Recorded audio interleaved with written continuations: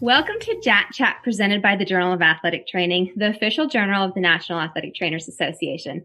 I'm Dr. Korey Radzak from the University of Nevada, Las Vegas, and your host today. Today, I'm joined by the authors of the editorial on preseason heat safety in secondary school athletes and associated multiple articles that resulted from a roundtable discussion to develop best practice recommendations for heat safety in this setting.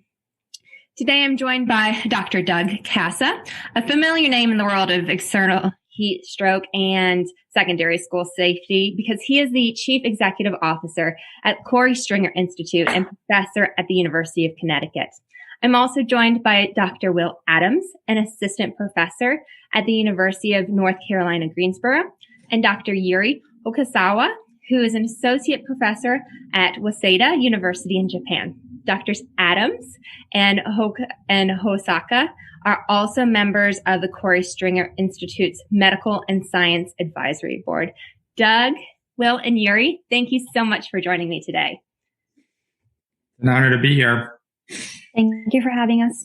Yes, very, very glad to be here. So the first thing that I want to ask you guys is, what was the impetus for focusing on the secondary school setting in particular? Well, I think you should go first since you were the ringleader of this entire operation. Yeah, I guess I can provide a little bit of background regarding this whole kind of how this came to fruition. So I believe it was fall of 2018. I was having a conversation with someone here in North Carolina. And to be honest, I can't remember who it was. I think it was either a high school athletic trainer or it was someone involved with the State High School Athletic Association. But nonetheless, it was a conversation with someone regarding heat acclimatization, particularly here in North Carolina, and how to really manage it from the sense of non-football athletes. And the initial 2009 document of heat acclimatization was really football centric. And they were just looking for some advice. And from that, I had the idea of well, why don't we update the heat acclimatization guidelines? Because it's been now almost 12 years. And I think we could do a lot of good work as far as expanding those to include other sports. So I called Doug. I think right after that conversation, I have an awesome idea. We should have a meeting to update the heat acclimatization guidelines. And then Doug's like, you know what? We should bring Yuri into this conversation. And we should not only work to update the heat acclimatization guidelines, but we should also address the environmental modification guidelines since there are none. And this would be a perfect opportunity to kind of kill two birds with one stone. And then as a third part, focusing on the pre-hospital care of exertional heat stroke, particularly specific to the high school athlete, and really addressing the myths and the misconceptions that are currently in conversation, amongst, individuals in our profession and elsewhere, for everything. So that's how things kind of get started. And I think the big impetus for the secondary school athlete is the fact that there's 8 million plus student athletes participating in high school sports in our country. So that's a pretty large population of individuals to worry about and care about. That, population has probably the biggest impact. Yeah, to back that up, I just want to make clear, Will deserves the credit for this all happening. So these 3 articles in the editorial would have never happened without him taking the lead. Yuri and I got to go along on a very good ride on this.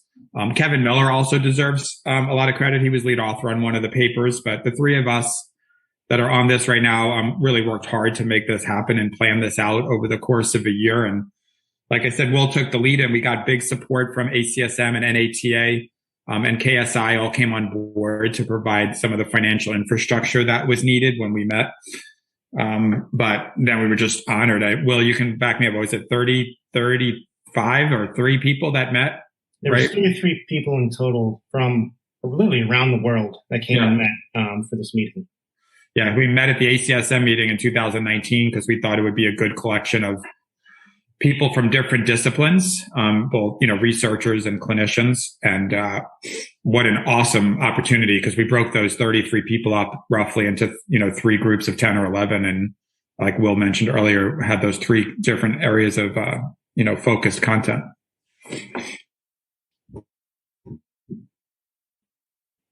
So can you tell a little more about what you thought were the current challenges to appropriate prevention and management of exertional heat stroke in secondary school athletes in particular that you really wanted to address?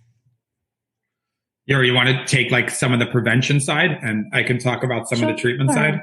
So as well, and Doug mentioned, one of the uniqueness about this series of paper was that we were able to touch on the environmental monitoring, which I personally have a very high passion. I'm very passionate about this environmental monitoring because I feel like in terms of managing exertional heat illness or any, heat illness related risk prevention strategies, having the weather information to proactively implement safety measures is something that anyone can do. It doesn't necessarily have to be athletic trainer per se. It should be athlete trainer making the clinical decisions, but the coaches, you can get them involved. You can get the athletes get involved. You can get the administrators involved. So I feel like it is one of more of a tangible, topic that you could engage your stakeholder into thinking about environmental heat safety. So knowing that and having the secondary school setting as our primary focus, it was really kind of a neat opportunity for us to invite biometeorologists and people who work in the meteorology world come with us and have this open discussion with clinicians who work with secondary school students actively so that we're merging the scientific information with exercise science as a hub, but then now generating this list of policies or the recommendations for clinicians who will be working this summer, preseason practices. So kind of connecting those dots. And I think the environmental monitoring piece is really the introductory piece to engage these individuals. Because when people think about heat illness, they most likely think about the most severe case, exertional heat stroke, and that is very important. But when it comes to day-to-day prevention and how to make them think about, the risk of heat, I feel like the environmental monitoring piece is really a good way to not threat them, but have them really actively think about the risk. Yeah, that was well said, Yuri.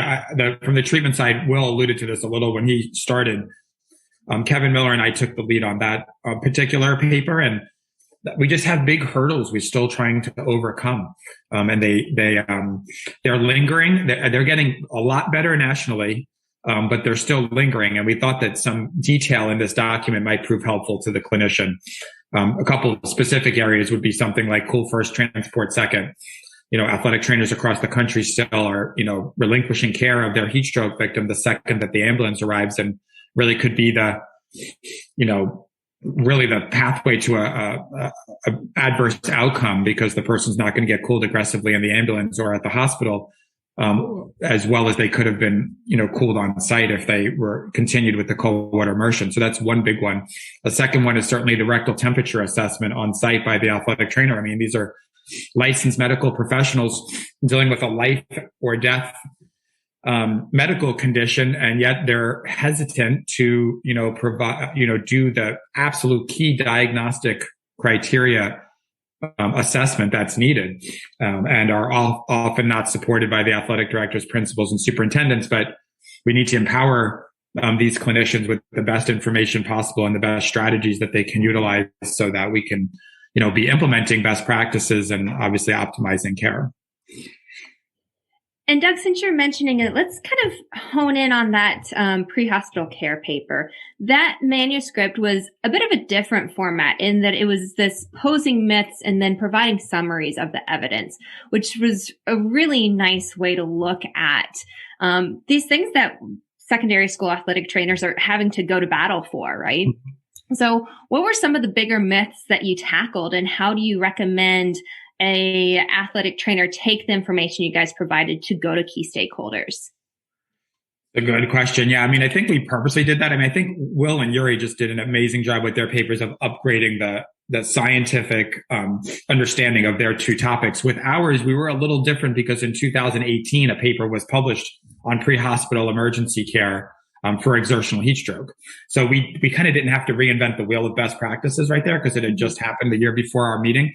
But like you just said, we wanted to help arm these athletic trainers with, these skill sets to overcome a lot of the obstacles and hurdles, right, that have existed before.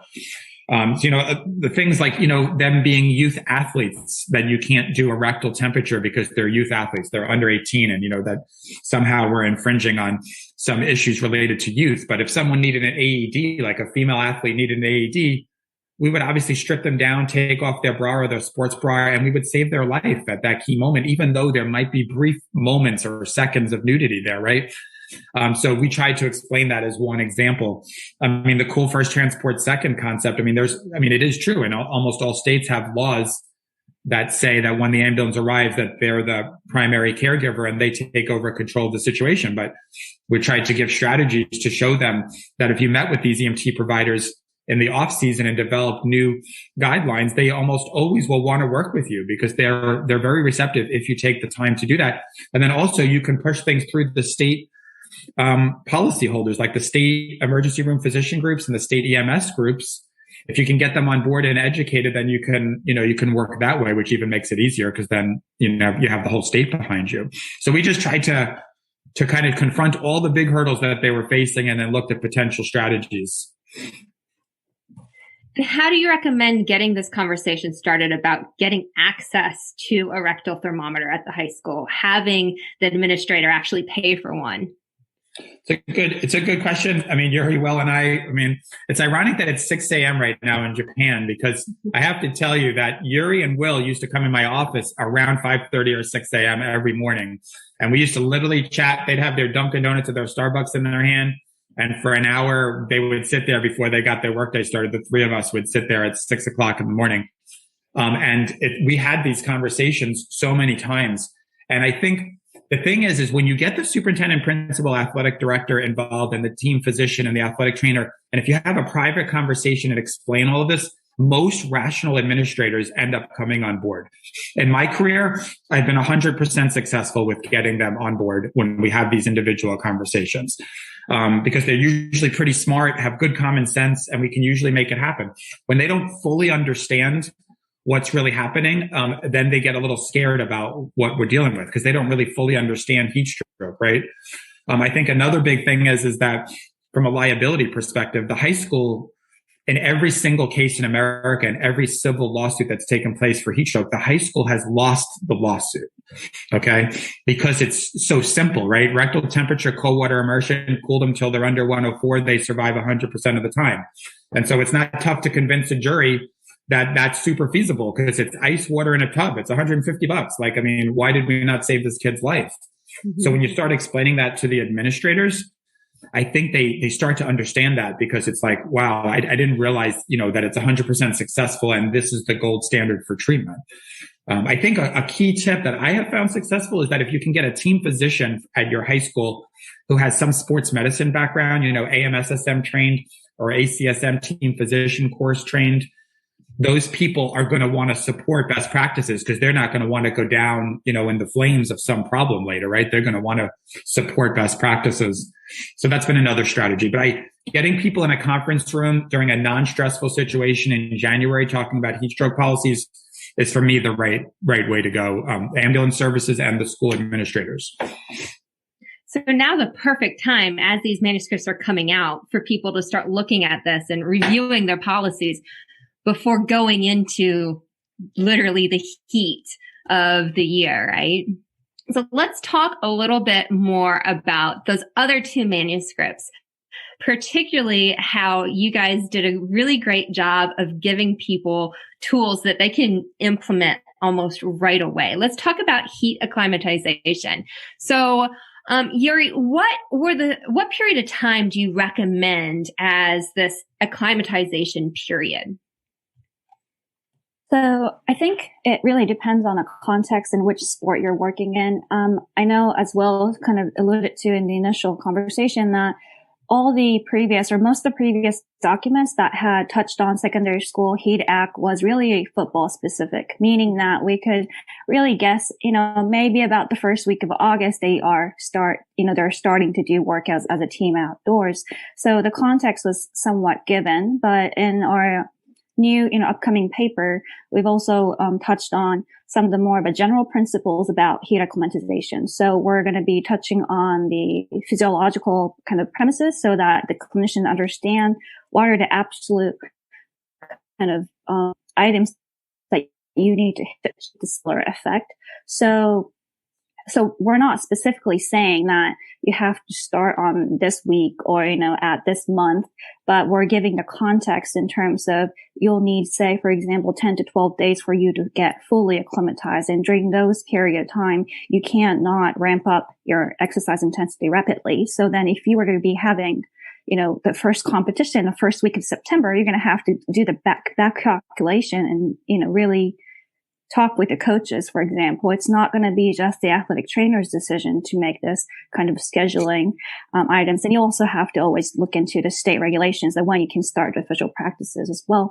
But hopefully, we're hoping that the clinicians actually can think actively about this and make their own decision that fits them the most. And I think that's what we really try to focus on in the HEAT Act paper and also the environmental paper, that we didn't necessarily give a firm copy and paste guideline, but we really gave the principles behind it so that they could custom to whatever the need or what types of circumstances they might be in. Because we also understand that we can't do the perfect implementation from right away. We need to go step by step.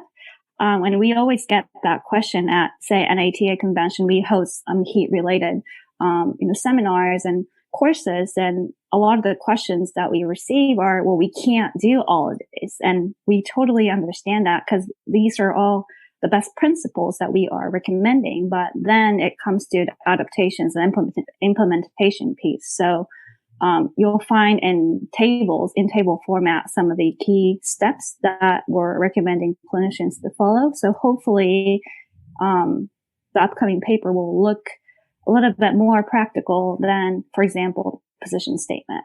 And I'm going to pass it on to Will because he was actually the lead on the HEAT Act.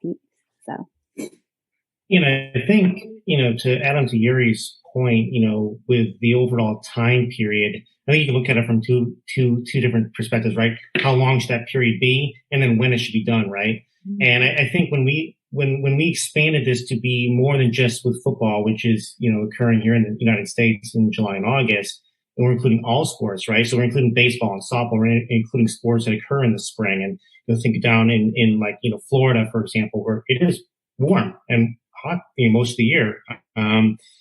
We're starting to have some considerations as far as, this should be done not just in August, but it should be done during the beginning of all sports where they're exposed to environmental heat stress, which I think is very helpful. And, I think from a time course perspective, we didn't really change much in terms of the time course, and we're still recommending 2 weeks, because that's just going to be a good period of time to ensure that almost all the adaptations that you could acquire during that period of time are obtained, and independent of age and sex and all that. So I think that was why we took the approach we did in allowing some flexibility with some of the recommendations, especially with the induction and time course and everything, but being specific as far as, hey, this is how you would progress and gradually increase the volume, intensity, duration, and equipment for those relevant sports.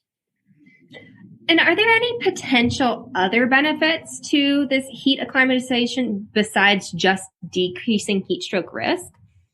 Yeah, you're really increasing your ability to perform in the heat. So with some of the adaptations, the cardiovascular adaptations, where you're decreasing your exercising heart rate, you're increasing your sweat rate and your sweating efficiency, and you're decreasing your exercising body temperature. Yeah, you're preventing exertional heat illness or mitigating the risk. But you're also creating an environment within your body that you can perform better. Because your body's not under as much stress as it would be normally if you're just exposed to heat. And for example, yesterday, it's warming up here in North Carolina. Yesterday it was 86 degrees. And my wife's an athletic trainer at a high school. And so she had her WPGT monitor out in the field, and, she came home and, one of her linemen was struggling, and, it was really the first warm day where it was pretty brutal. So, there's a good example where, you're struggling, you're not being able to perform because it's an extra stressor that is being imposed onto your body.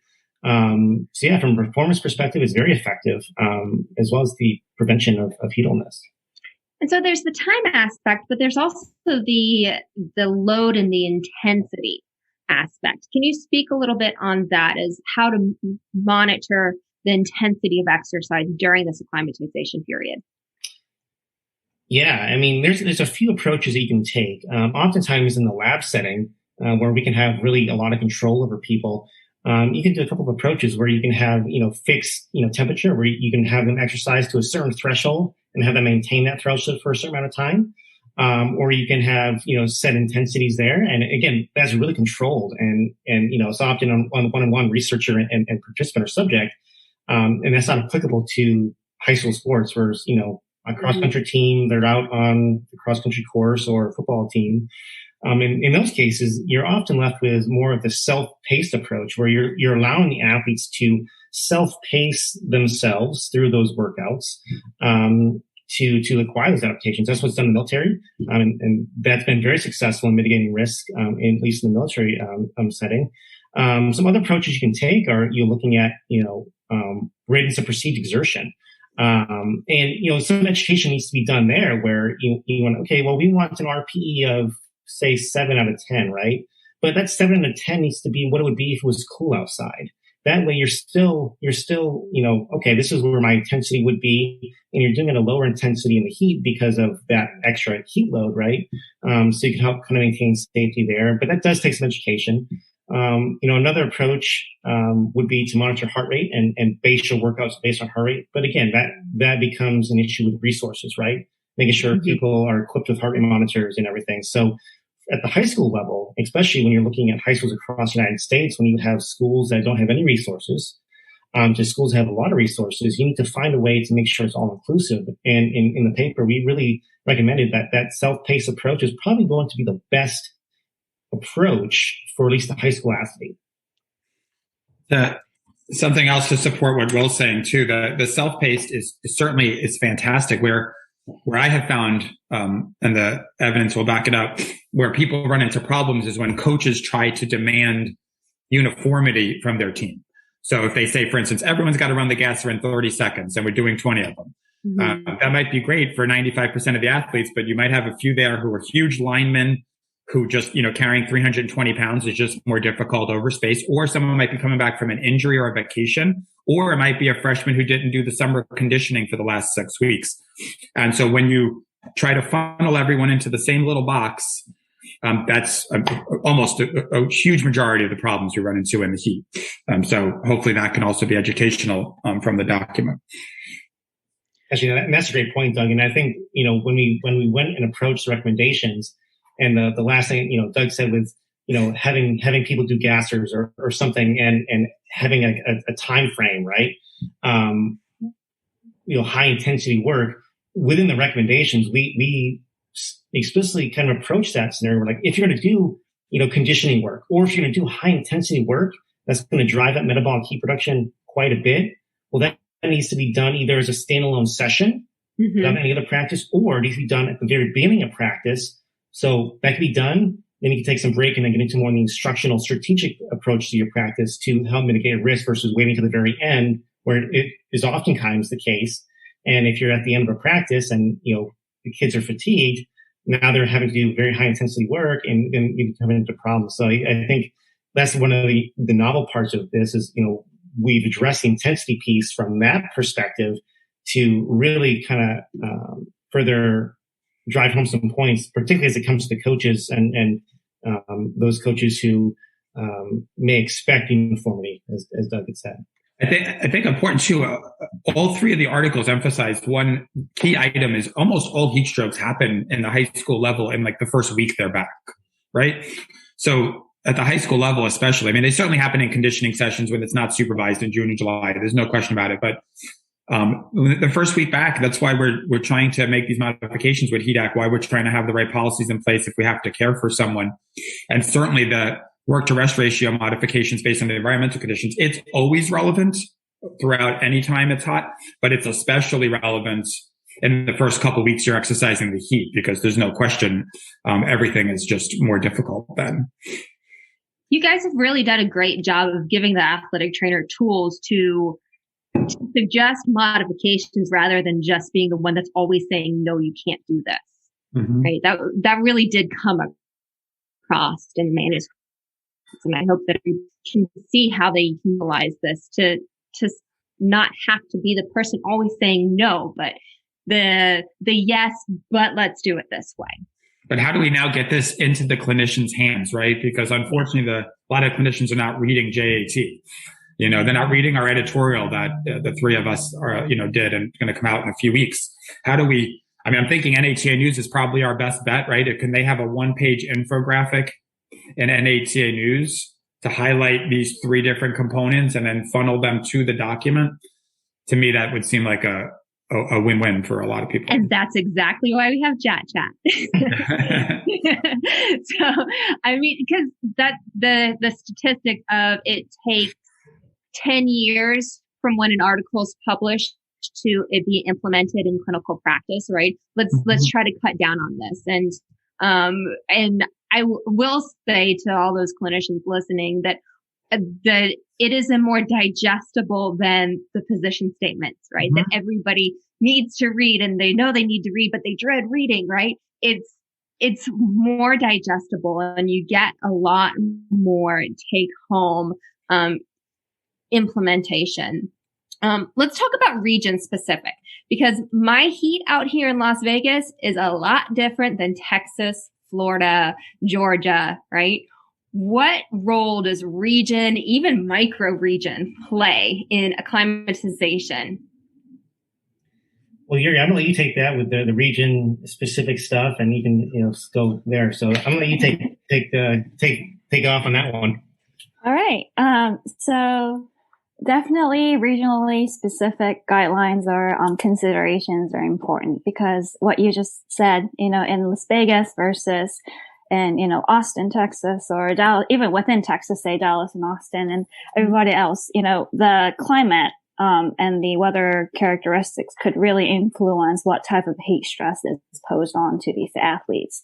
One of the two major categories that we usually point out is humidity, high humidity heat, and then versus the dry heat. And the humidity piece in itself could really differentiate the type of heat stress that's posed to the athlete. For example, if it's in a high humid situation, your ability to evaporate your sweat is reduced. So then you really don't have any venue of, heat dissipation from your natural, physiological mechanism, so to say, versus when it comes to dry heat, yes, to a certain point, you can evaporate dissipate your heat through that way.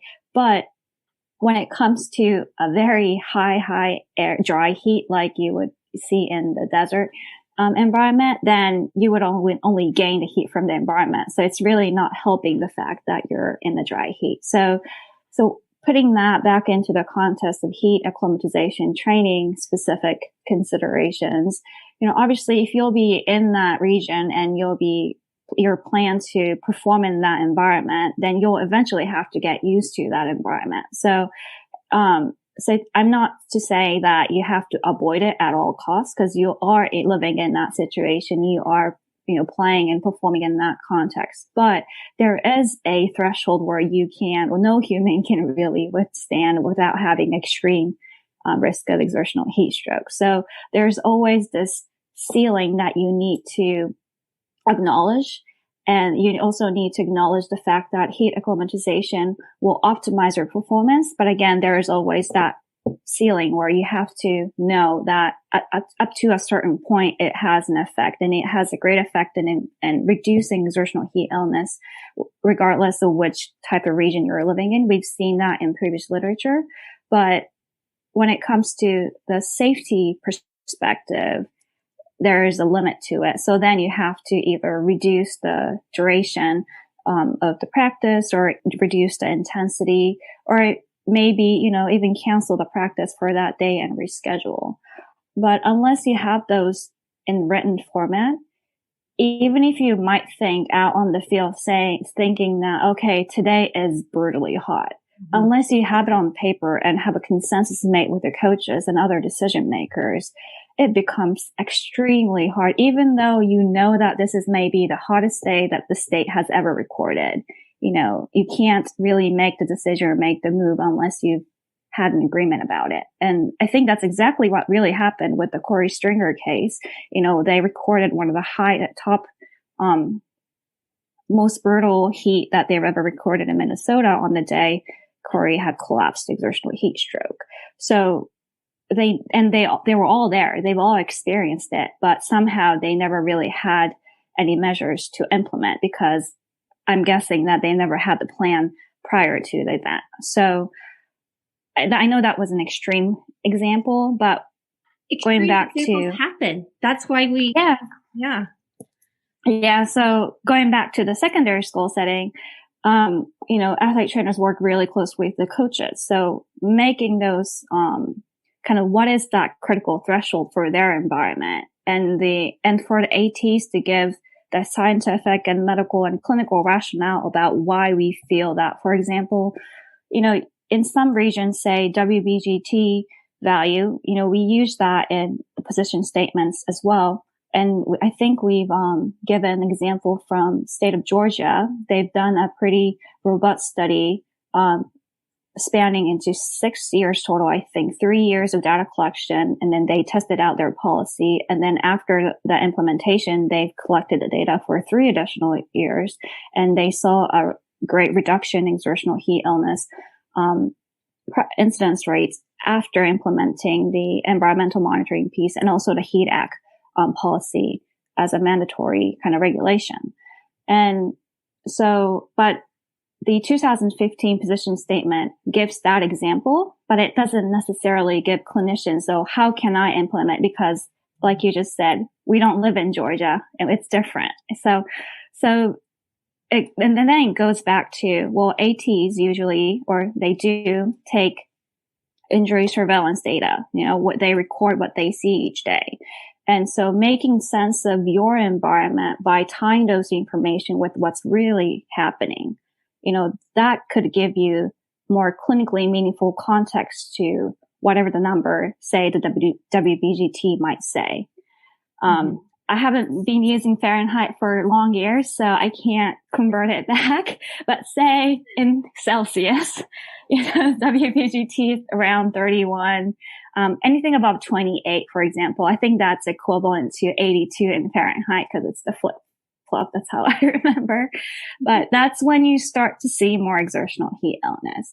But say that you live in, say, northern states, and that wasn't the case. Maybe you might see the kind of the little increase in those numbers. Say it was 26, for example.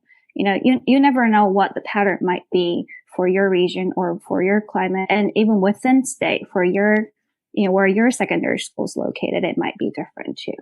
So it's the best scenario is that everybody has those information about when these exertional heat illness occurred in the past.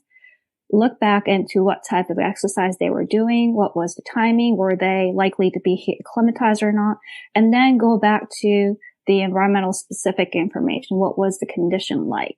And that way, as you accumulate those information and with your experience, with as an AT, looking at the situation and everything, then you can make your own policy that aligns with the best practice. And then now you've essentially done what the state of Georgia has done, but now you've made your own policy that's evidence-based for your school.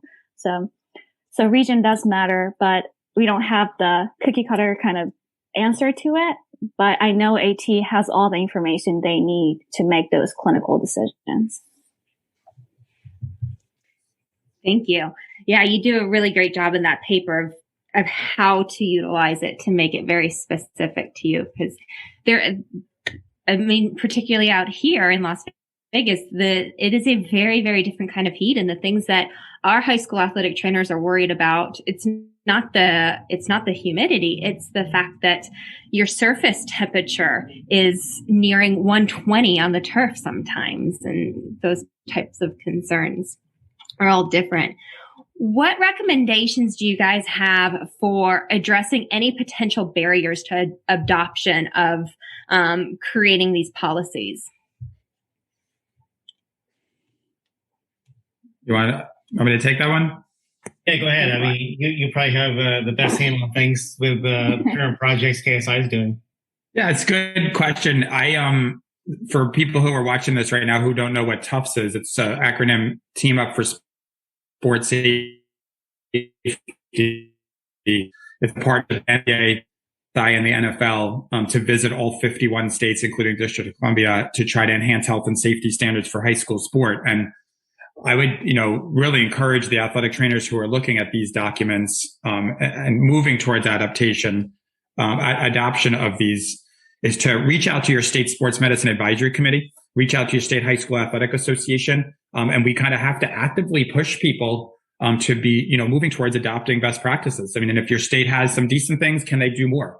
You think of like a Dave Salon in New Jersey, like they have really good stuff in New Jersey, but he just kept pushing and pushing and pushing. Or Bob Sefcik in Florida, or Scott Arsenault in Louisiana, or Jason Cates in Arkansas, or Mike Carroll in Texas, and Bud Cooper in Georgia. All these are athletic trainers who have just kept pushing and pushing and pushing to try to get state level implementation of policies. And I think that that's absolutely critical, right? Because, I always think is, you may have certain school districts that take the lead, and a lot of times they have more resources, right? They might be the ones who have the athletic trainers. They might be in a little more economically privileged areas that they can focus on these things.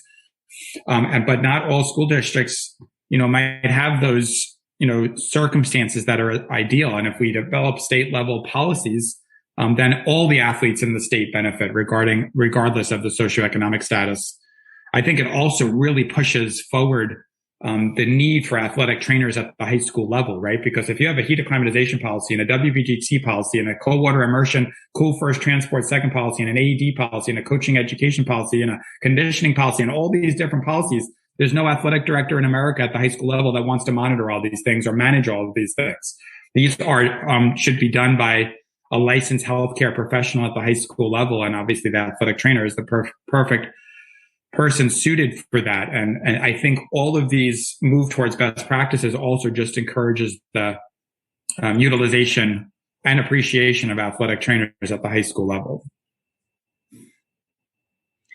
Yeah, we're seeing all the states have implemented some sort of concussion legislation, mm-hmm. right?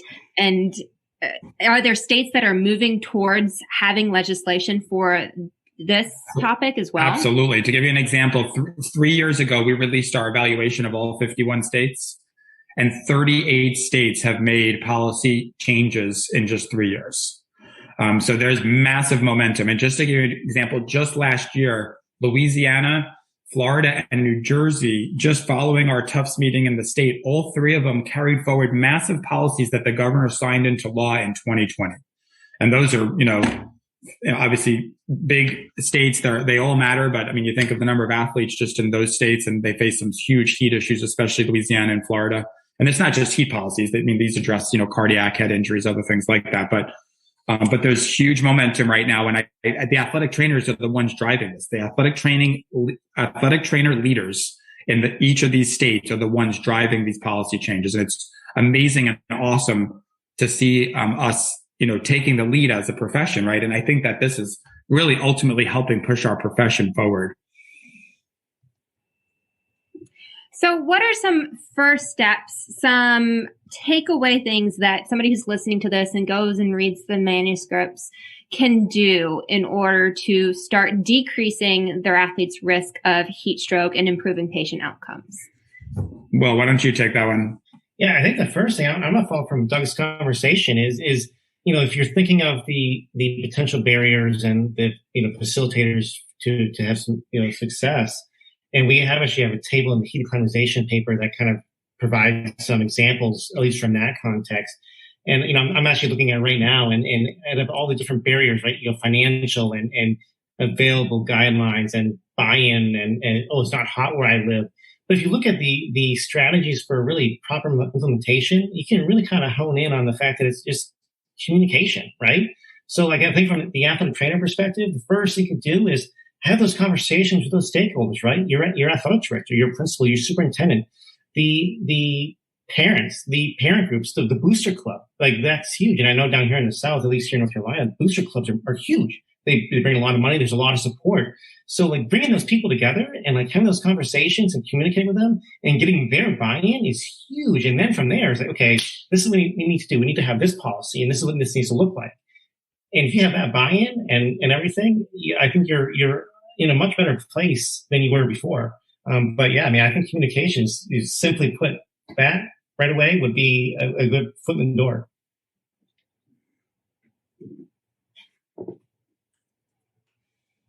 So in our last few moments together, I just wanted to ask you guys, what is on the forefront of policy or research in this area that you're really excited about?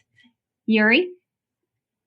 Sure. So this kind of puts the focus outside of the U.S., but now, since I've now lived in Japan and kind of bringing all these discussions that we just had right now, we're facing the similar situation, even bigger, actually, barrier in Japan, because athletic trainers are not considered as a licensed healthcare professional. There are athletic trainers, but we don't have the same ability to provide services, for example. So what we're trying to do is, as someone who are, the specialist in the field of sports medicine, athlete trainer, although not considered licensed professional, we're trying to educate our coaches and, the stakeholders, what we just talked about, in terms of the heat illness prevention, for example. So now for my kind of in near future, really all the things that we've gone through in the States of how we've kind of moved forward in implementing the best practices. Now we're translating it to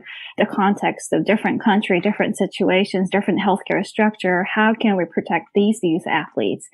So yeah, I would like to actually say thank you to Doug for making me, experience all these journey with you in the U.S., because now it's actually not just impacting the children in the U.S., but also people in Japan as well. That's awesome. A shout out for Yuri too. She would never toot her own horn. She's been very active preparing for the Tokyo Olympics, working on a special committee, the International Olympic Committee Forum for Heat Safety. And she's trying to implement a lot of these best practice policies for pre-hospital care of exertional heat stroke and infusing it into each of the venues for the upcoming Olympics.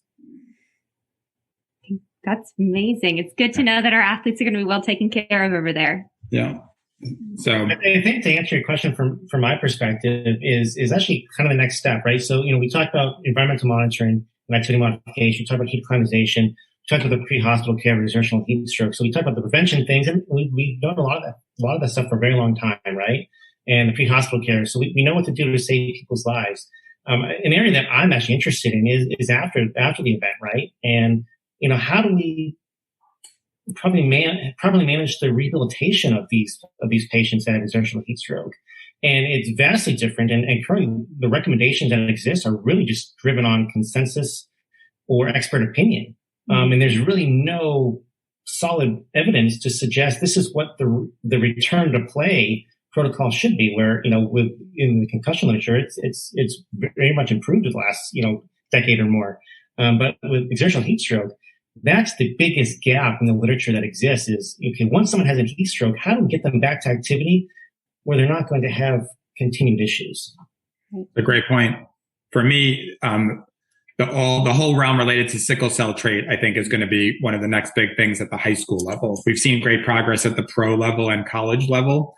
And, carrying forward testing at birth information and infusing it into PPEs at the high school level, and then using that information to kind of mandate education for coaches and for the athletes themselves if they do have a positive situation, to make sure that they can participate safely. Exertional cycling, leading cause of death in college football since 2000. And it is one of the leading cause of death at the high school level. So I think that's going to be one of the next big things in the next 5 to 7 years at the high school level. Awesome. Well, thank you guys again so much. Doug, Will, Yuri, this was an amazing conversation, and everybody needs to go out and read these manuscripts because they're available free on JAT's website, as is all of the Journal of Athletic Training's information. And again, thank y'all so much for joining me today. Awesome. Thank you for having us. Yeah, thank you very much.